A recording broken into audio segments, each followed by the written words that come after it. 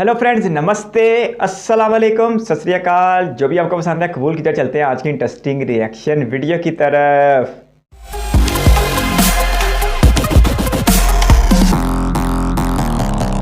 दोस्तों, एक शहर है नाम इंदौर, जिसे पिछले 6 साल से भारत का सबसे साफ शहर होने का खिताब मिलते ही जा रहा है। मिला है ना 5 बार। नंबर 1 हमारे चक्कर में आया है। और लोग हर बार के अनाउंसमेंट के बाद हैरान रहते हैं कि इंदौर जैसे एक साधारण शहर में आखिर ऐसा कारनामा कर कौन रहा है।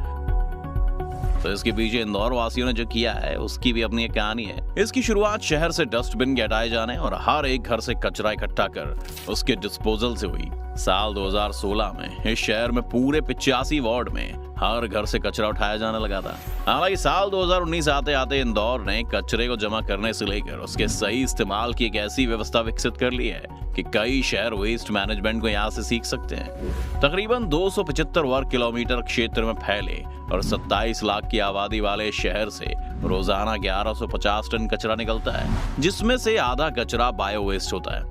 हर तरह के कचरे को दोबारा प्रयोग में लाने के लिए शहर में बीते कुछ सालों में कई सफल प्रयोग हुए हैं। और वो कौन कौन सी पहल है, आइए जानते हैं। रैंकिंग में पहले पायदान पर पहुंचे इंदौर को साफ रखने के लिए गाने बजाते हुए गाड़ियों, सड़कों और गली मोहल्लों में लगातार फेरे लगाती रहती हैं। इन धीमी चाल से चलती इन गाड़ियों पर लगे लाउड स्पीकर्स में कैलाश खेर का गाया स्वच्छ भारत का इरादा कर लिया हमने, और शान की आवाज में हल्ला हो हल्ला, इंदौर को स्वच्छ बनाना है, अब हमने ये ठाना है, बचता रहता है। ये गाड़ियां दिन भर में इतने फेरे लगाती हैं कि बच्चों से लेकर बड़ों तक को दोनों सफाई वाले गानों के बोल रट गए हैं। एक तरह से जैसी आवाज वहां के लोगों के कानों में जाती है, उनका ब्रेन तुरंत आसपास के कचरे को उनके हवाले करने लग जाता है। क्योंकि अगर बात सफाई की हो तो सबसे पहले सफाई तो कचरा हटाने से होती है। इसलिए आपको बताएं कि इस वक्त इंदौर शहर के हर घर से कचरे को जमा किया जाता है। और अगर इसमें हर घर कहा जा रहा है तो कोई सरकारी कागज का लिखा आंकड़ा नहीं, बल्कि रियलिटी है। आप इस इकट्ठेपन में ये नहीं है कि कचरा बस इकट्ठा ही किया जा रहा है और उसे नाक की उंगली पर रख के कहीं भी डंप किया जा रहा है। इसीलिए इसे इकट्ठा करते टाइम ही इसे गीले कचरे और सूखे कचरे के रूप में अलग अलग कर लिया जाता है, जिसकी क्या वैल्यू है, जो शायद हम लोग समझ नहीं पाते कि कौन से डस्टबिन में कौन सा कचरा डालना है। लेकिन इंदौर के लोगों को इसके बारे में वक्त के साथ एजुकेट किया गया है। शुरुआत में 80% लोग गीला सूखा कचरा एक ही साथ रखते थे, जैसे कि पूरा देश करता है। लेकिन काफी कहने और समझाने के बाद अब लोगों के घर से ही कचरा अलग अलग मिलने लगा है, ऐसा नगर निगम का दावा है। इंदौर का हर दफा पहले पायदान पर आना इस बात का सबूत है कि वो दावा सही साबित हो रहा है। अब इसके बाद कचरा ठीक से अपने डस्टबिन तक पहुंचे, इसके लिए हर गाड़ी में व्हीकल ट्रैकिंग सिस्टम लगा हुआ है। यानी आप गैर जिम्मेदारी के साथ कचरा कहीं भी नहीं फेंक सकते हैं। यानी कि नगर निगम की जो भी गाड़ी शहर में दौड़ती है उसके ऊपर नजर रखी जाती है। इस शहर में 8000 से ज्यादा सफाई मित्र भी हैं, जो कचरा इकट्ठा करने के साथ सड़कों की सफाई भी करते हैं। क्योंकि दोस्तों, जब भी आप किसी शहर के बारे में सफाई से रिलेटेड कोई राय बनाते हो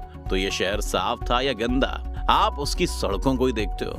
अगर आप कभी इंदौर जाते हैं तो आपको इंदौर में आमतौर पर सड़कें साफ और चमकती हुई दिखाई देंगी। लेकिन ये सड़क की चमकान सिर्फ किनारे पर धूल उड़ाते हुए झाड़ू मारने से नहीं आती है, बल्कि इसकी वजह सफाई के काम में लगी मशीनें हैं, जो हर रात करीब 800 किलोमीटर तक सड़क, डिवाइडर और फुटपाथ की सफाई करती हैं। और तो और इस काम में 400 लीटर पानी लगता है।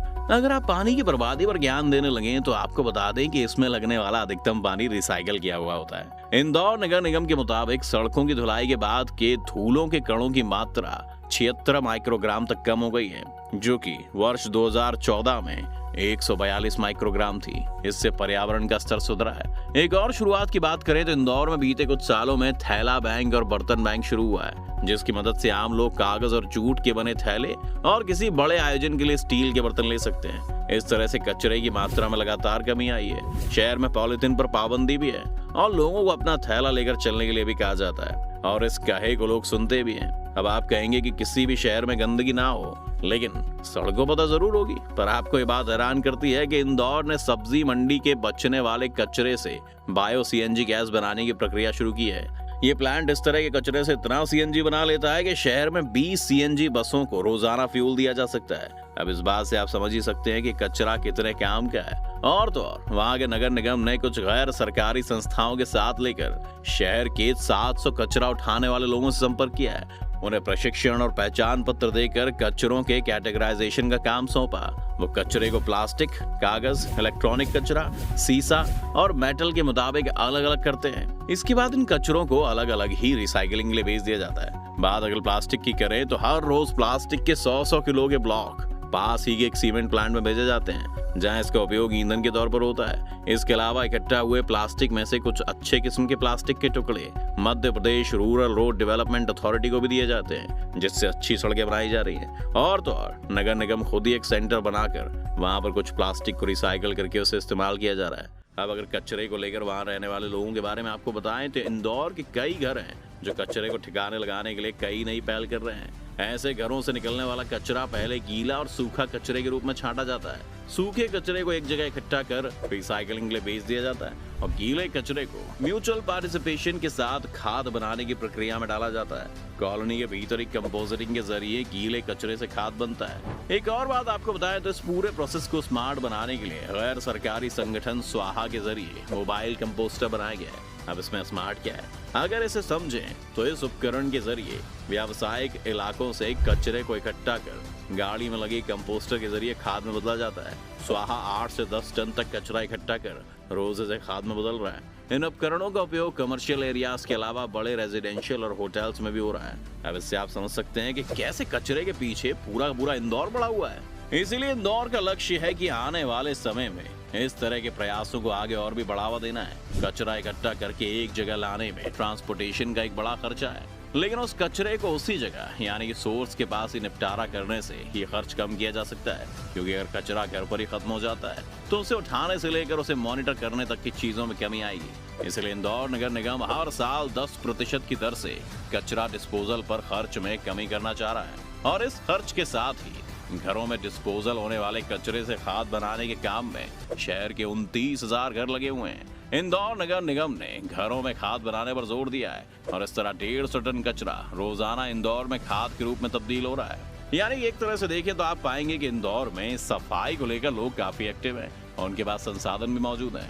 लेकिन आपको जानकर दोस्तों हैरानी होगी कि देश भर के हर शहर के हर नगर निगम को लगभग इतनी सुविधाएं मिली होती है, लेकिन उसके बाद भी काम न करने की वजह से वो सिर्फ सड़ते रहते हैं और जो चीज कचरा साफ करने के लिए बनी थी वही चीज खुद कचरा बन जाती है। इंदौर वालों ने तो सच में कमाल करके रख दिया, एक ऐसे निजाम को वजह कर दिया जिससे दुनिया का कोई भी शहर फायदा उठा सकता है। और इस सारी सफाई का क्रेडिट और इंदौर को मुसलसल 6वीं बार भारत का सबसे साफ सुथरा शहर बनाने का क्रेडिट खुद इंदौर के तकरीबन 30 लाख लोगों को जाता है, जिन्होंने NGOs के साथ मिलकर और एक सफाई करने वाले के साथ मिलकर इस मिशन इम्पॉसिबल को पॉसिबल कर दिखाया।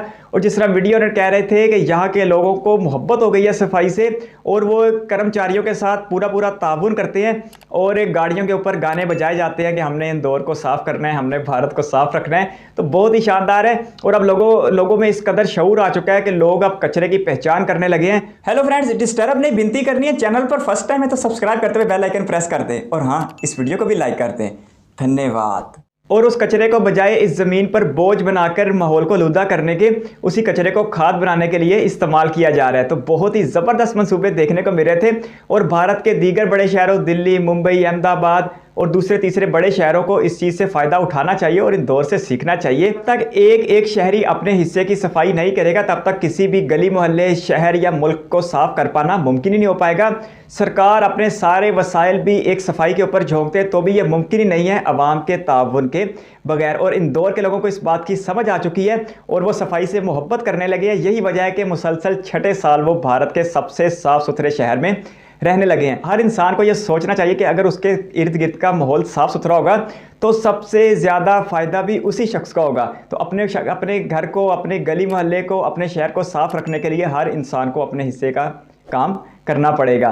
नहीं तो किसी भी अदारे के लिए, किसी भी सरकार के लिए मुमकिन ही नहीं है कि इतने बड़े बड़े शहरों को, जिनकी आबादियां लाखों या करोड़ों में हो, मुसलसल साफ रखा जा सके। और इंदौर की जो मैनेजमेंट है उसने सच में खुश करके रख दिया। रात 10 बजे के बाद से इस शहर की सफाई शुरू हो जाती है और पानी के साथ इस शहर की सफाई की जाती है 400 लीटर पानी बता रहे थे सफाई में इस्तेमाल होता है और हैरानकुन तौर पर उस पानी को भी रिसाइकल किया जाता है। तो बहुत ही ज़बरदस्त बात है। इंदौर शहर में बड़े बड़े नाम पैदा हुए हैं, राहत इंदौरी साहब पैदा हुए हैं, लता मंगेशकर हैं और इंडिया के क्रिकेट के एक बहुत बड़े नाम राहुल द्रविड़ भी हमें इसी शहर से मिलते हैं। तो बहुत ही ज़बरदस्त शहर है। एक वीडियो में सत्या भाई के साथ और शहर का सराफा बाज़ार और उसकी स्ट्रीट फूड देखी थी, वो भी बड़ा ही ज़बरदस्त था। तो इंदौर वालों को एक सलूट करना चाहिए कि उन्होंने अपने शहर को मुसलसल छठे साल इंडिया का सबसे साफ़ सुथरा शहर बना दिया है। इस वीडियो पर यहाँ तक बनने के लिए बहुत सारा धन्यवाद। चैनल पर फर्स्ट टाइम तो सब्सक्राइब करते हुए बेल आइकन प्रेस कर दे। बहुत जल्द एक और इंटरेस्टिंग रिएक्शन वीडियो के साथ मिलेंगे।